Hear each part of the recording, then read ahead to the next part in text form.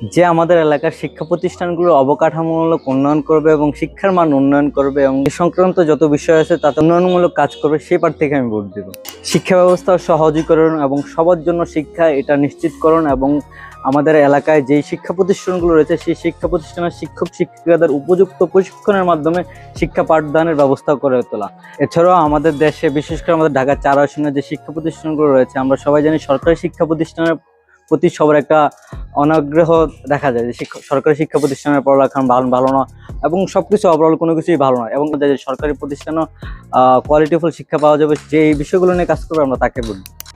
যে আমাদের রাস্তাঘাট এবং যোগাযোগ ব্যবস্থা উন্নতি করবো তাকে আমি ভোট দেবো। যে আমাদের এলাকার গলি গলি যে রাস্তাগুলো আছে সেগুলোকে সুন্দরভাবে মেরামত করবে এবং চলাচল উপযোগী করবে, আমরা তাকে ভোট দেবো। আমাদের শ্যামপুর, কদমতলী, মোহাম্মদবাগ এবং মেরাজনগর যে এলাকাগুলো আছে সেই এলাকার অনেক রাস্তাই আছে যেগুলো অব্যবহারযোগ্য।